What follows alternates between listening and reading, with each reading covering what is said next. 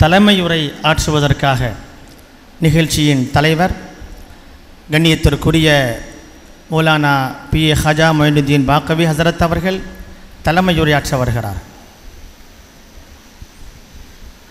இந்த நிகழ்ச்சியில் கலந்து கொண்டிருக்கிற அன்னை ஹாஜரா கல்லூரியினுடைய முதல்வர் அருமை சகோதரி ரஜப் ஃபாத்திமா, முனைவர் ரஜப் ஃபாத்திமா அவர்களையும் அன்போடு வரவேற்றுக் கொள்கிறோம். ராதாபுரம் வட்டார ஜமாத்துல் மா சபையினுடைய தலைவர் மௌலாவி K.S. ஷாஹுல் ஹமீத் மஸ்லஹி ஹசரத் அவர்களை வரவேற்று அவர்களை மேடைக்கு அழைக்கிறோம். இந்த நிகழ்ச்சியில் அன்பான நமது அழைப்பை ஏற்று இங்கே வருகை தந்து நம்மை எல்லாம் மகிழ்வித்து கொண்டிருக்கிற கண்ணியத்திற்குரிய அப்துல்லா மேனால் மாநிலங்களவை உறுப்பினர் அவர்களை தமிழ்நாடு ஜமாத்துல் மா சபை சார்பாக, மாவட்ட ஜமாத்துல் மா சபை சார்பாக அன்போடு வரவேற்றுக் கொள்கிறோம்.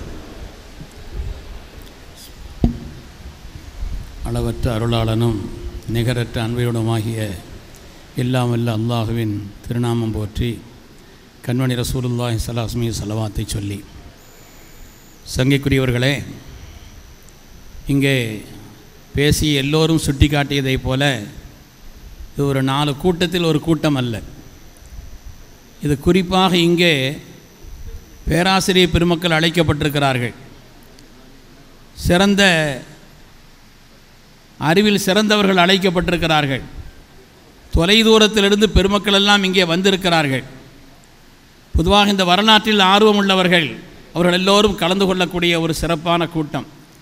அதனால் சில வரலாறுகளை சொல்கிற நேரத்தில் நமக்கு கொஞ்சம் சடைவாகிற மாதிரி இருக்கும். அதில் கவனம் குறைவாக இருந்தால் சில விஷயங்களில் கணக்கு பாடம் நடத்தும் பொழுது நமக்கு விளங்காட்டாக தூக்கம் வர்ற மாதிரி கவனம் இல்லாமல் இருக்கும் பொழுது இந்த வரலாறுகள் கவனம் இல்லாமல் ஆகிவிடக்கூடாது.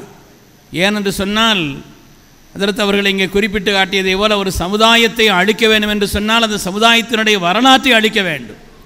இன்றைக்கி என்னென்ன செய்துட்டுருக்கிறாங்க, இஸ்லாமிய பெயர் தாங்கிய ஊர்கள் என்று எதுவாக இருந்தால் அந்த ஊர் பேரையெல்லாம் மாற்றுறாங்க. காசியாபாத், முராதாபாத், இலாஹாபாத் என்று என்னென்ன இஸ்லாமிய பேர், என்ன அந்த வரலாறு அழிக்கணும், அதுக்கு சதி செயல்கள் என்னென்ன வேண்டுமோ அந்த காரியங்களை எல்லாம் செய்து கொண்டிருக்கிறார்கள். இது ஒரு சாதாரணமான ஒரு நிலை அல்ல, இந்த சமூகத்தை அழிப்பதற்கான திட்டமிட்ட செய்தி. அதனால் அசத் சொன்ன மாதிரி நாம் கோழைகள் அல்ல, வீரர்கள் தான். நாம் ஏமாந்து போயிருந்து விடக்கூடாது. இந்த விஷயத்தில் என்ன நடக்குதுன்னாவது தெரிஞ்சுக்கிறணும் அதல்ல. எனவே இந்த துறை சார்ந்த வல்லுநர்கள், மிகப்பெரிய ஜாம்பவான்கள் 2 பேர் இங்கே வந்திருக்கிறார்கள். 2 பெருமக்களும் அந்த துறையிலே ஆழ்ந்த புலமை மிக்கவர்கள். அவர்களை ரொம்ப சிரமப்பட்டு ஜமாத்துல் உலமா சபை இங்கே அழைத்து வந்திருக்கிறது. எனவே கொஞ்சம் கவனமாக அவர்கள் சொல்வதை நீங்கள் கேட்க வேண்டும், விளங்க வேண்டும், நம்முடைய இடத்திலே பதிய வைத்துக் கொள்ள வேண்டும். சொல்லப்படக்கூடிய முக்கியமான செய்தி என்பதை கவனத்தில் கொண்டு அதிலே கவனம் செலுத்த வேண்டும் என்று கேட்டுக்கொள்கிறேன். இங்கே பேசி எல்லோரும் எப்படியெல்லாம் இந்த வரலாற்றினுடைய வன்மங்களை ஒன்றிய அரசு செய்து கொண்டிருக்கிறது என்பதை குறித்து சொன்னார்கள். முன்னிலை வைக்கக்கூடிய பெருமக்கள் எல்லோரும் இந்த துறையிலே நல்ல பேசக்கூடியவர்கள், ஆழ்ந்த புலமை மிக்கவர்கள் தான் அவர்களும். இருந்தாலும் நேரத்தினுடைய நிலை கருதி அந்த பெருமக்களுக்கு நாம் நேரம் கொடுக்க வேண்டும் என்பதற்காக வேண்டி சுருக்கமாக இந்த நிகழ்வு அமைய பெற்றிருக்கிறது என்பதை தெரிவித்துக் கொள்கிறோம். நான் ஒரு 3 செய்தியை மாத்திரம் சுருக்கமாக, 1 2 3 பெருசாக இருக்குன்னு நினச்சிட வேண்டாம், ரொம்ப சுருக்கமாக ஒரு 3 விஷயங்களை மாத்திரம், இந்த வரலாறுகளை திரித்து கொண்டே இருக்கிறார்களே என்பதற்காக ஒரு 3 செய்திகளை மாத்திரம் நான் ஞாபகப்படுத்துகிறேன். உலகத்தில் எந்த அரசாட்சியாக இருந்தாலும், அரசாக இருந்தாலும் அதில் ப்ளஸும் இருக்கும் மைனஸும் இருக்கத்தான் செய்யும். எந்த அரசாட்சியாக இருந்தாலும் சரி அதில் ப்ளஸ் இருக்கும் மைனஸும் இருக்கும், இல்லைன்னு சொல்லல, விமர்சனங்கள் இருக்கத்தான் செய்யும். ஆனால் அவைகளில் எது நல்லதோ, அவருடைய ஆட்சியில் அரசாட்சியில் எவைகள் நல்லதோ அவைகளை அடுத்த தலைமுறைக்கு அவர்கள் எடுத்து சொல்லி அதை கற்பித்து கொடுத்து இணக்கமான சூழ்நிலைகளை உருவாக்குவது தானே வரலாற்றினுடைய பாடத்தின் உயர் நோக்கம். வரலாற்று பாடத்தினுடைய உயர்வான நோக்கம் என்னவென்று சொன்னால், அந்த ஆட்சியிலே என்னென்ன நல்ல விஷயங்கள் உண்டோ அவைகளை அடுத்த தலைமுறைக்கு, வளர்ந்து வரக்கூடிய இளம் தலைமுறையினருக்கு, குறிப்பாக கற்கக்கூடியவர்களுக்கு, மாணவர்களுக்கு அந்த துறையிலே அவர்களை எதுவெல்லாம் அங்கே உன்னதமானதாக இருக்கிறதோ அவைகளை எடுத்து சொல்லி அந்த அடுத்த தலைமுறைக்குண்டான ஒரு உயர்வான நிலையை உருவாக்குவதுதான் வரலாற்று பாடத்தினுடைய அசலான நோக்கம். ஆனால் இங்கே என்ன நடக்கிறது? எது அசலான வரலாறோ, எது பிளஸோ அதையெல்லாம் அழிப்பது என்பது மாத்திரமல்ல, எது மைனஸோ அதையும் இல்லாததையெல்லாம் பூதாகரமாக ஆக்கி, அதையெல்லாம் இல்லாததையெல்லாம் பூதகரமாக ஆக்கி அதிலே வன்மத்தை புகுத்தக்கூடிய ஒரு நிலை தான் நடந்து கொண்டிருக்கிறது. பொதுவாக வரலாற்றினுடைய பெருமக்கள் இருக்கிறார்கள், நமக்கு அந்தளவுக்கு ஓடாது. இந்த மத்திய கால வரலாறுங்கிறது இருக்குது, பாட புஸ்தகங்களில் போதுமான அளவுக்கு இல்லை. முதல்ல மத்திய கால வரலாறு என்பது பாட புத்தகங்களில் போதுமான அளவிற்கு இல்லை, அங்கொன்றும் இங்கொன்றுமாகத்தான் இருக்கிறது. இருக்கக்கூடிய அந்த பதிவுகளை நீக்கி, நல்ல பதிவுகளை நீக்கி அதற்கு எதிரான வெறுப்புணர்வைத்தான் இங்கே அவர்கள் திணிப்பதற்கு முயற்சிக்கிறார்கள்.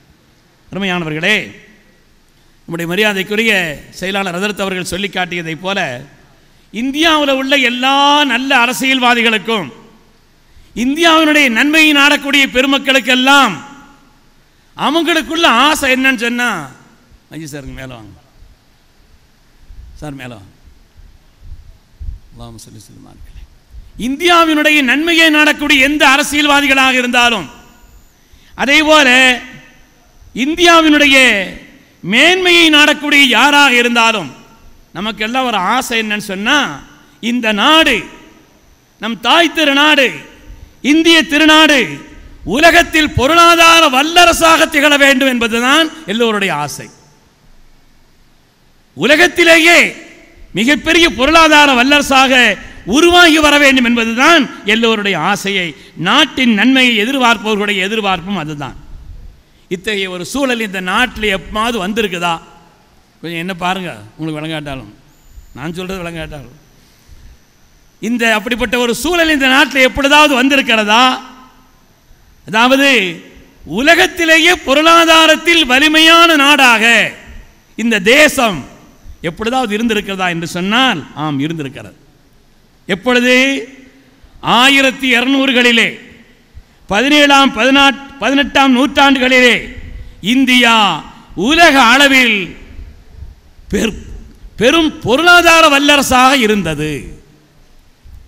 17-18ஆம் நூற்றாண்டிலே இந்தியா உலகத்தினுடைய பொருளாதார வல்லரசாக இருந்திருக்கிறது.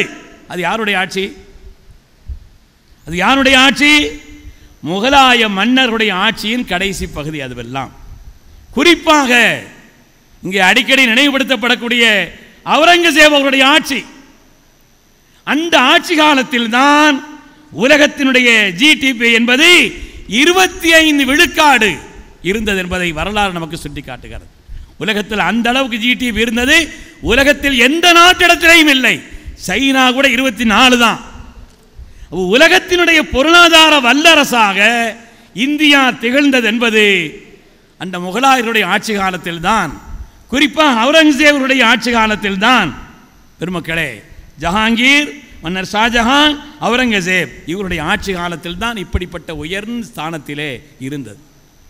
ஐரோப்பியர்கள், ஆங்கிலேயர்கள் ஒரு நாட்டுக்கு ஒரு ஆள் வியாபாரம் பண்ண போறார், இல்லை அந்த நாட்டினுடைய வளத்தை கொள்ளடிக்க போறார் என்று சொன்னாலும் கூட எந்த நாட்டுக்கு போவாங்க? எங்கே பொருளாதார வளம் இருக்குது அங்கே தானே போவாங்க. எங்கே பொருளாதாரம் மேம்பட்டு இருக்கிறது அங்கே தானே போவாங்க.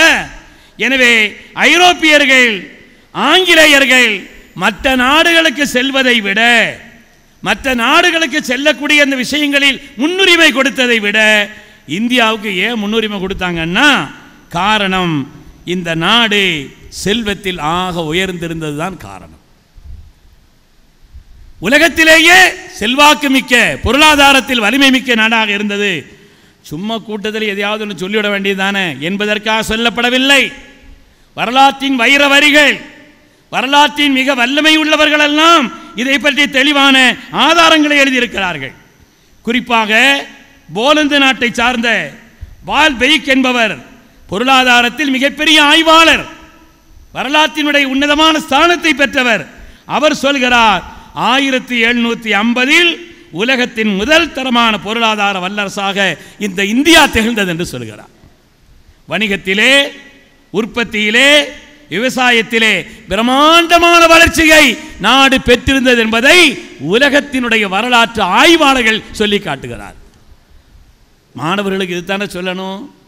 நம்ம நாடு பொருளாதாரத்தினுடைய வல்லரசாக திகழ வேண்டும் என்று ஆசைப்படுகிறோம். அப்படி ஒரு காலத்தில் இந்த நாடு இவருடைய ஆட்சியில் இருந்தது என்பதையெல்லாம் சொல்ல வேண்டும். அந்த பிளஸை சொல்லாம, அந்த ஒரு வாய்ப்பை தராமல் அவர்களுக்கு எதிராக வெறுப்புணர்வை புகட்டுவது என்பது எவ்வளவு பெரிய ஆபத்தான விஷயம் என்பதை நாம் எண்ணி பார்க்க வேண்டும்.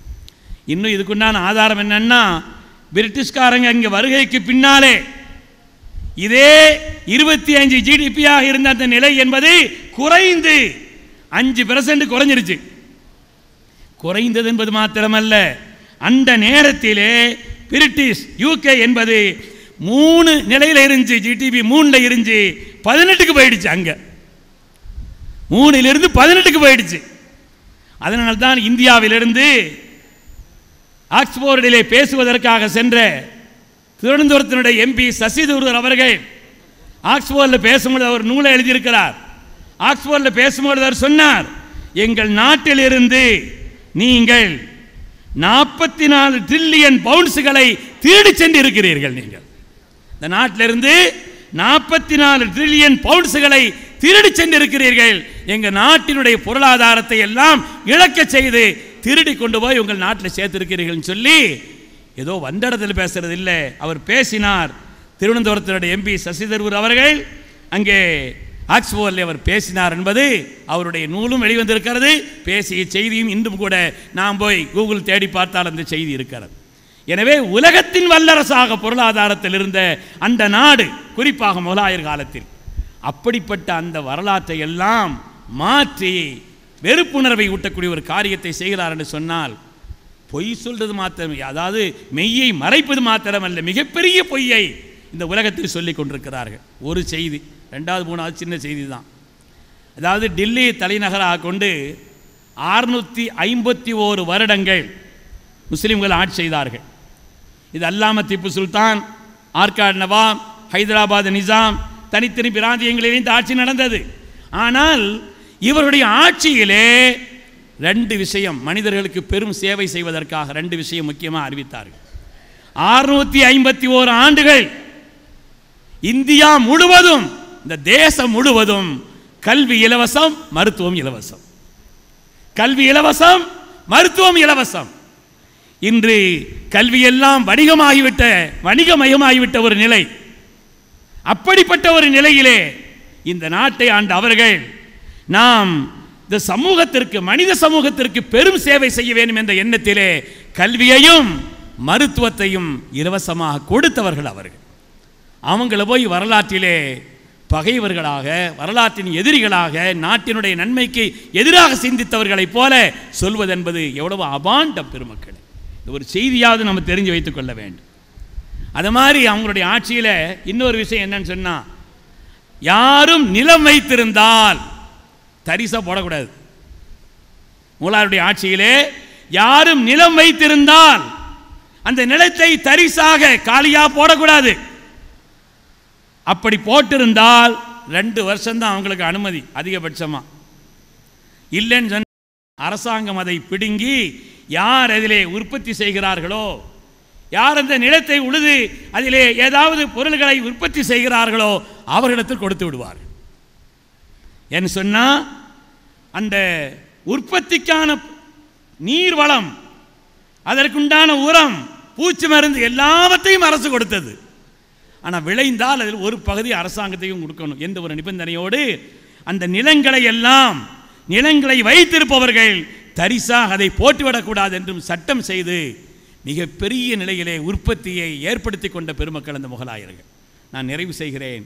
நிறைய சொல்லலாம், ஆனாலும் கூட அந்த துறையிலே வல்லுநர்கள் வந்திருக்கிறார்கள் என்ற காரணத்தினாலே தயவுசெய்து நீங்கள் எல்லாம் கொஞ்சம் கவனமாக அவர்கள் சொல்வதை கவனிக்க வேண்டும்.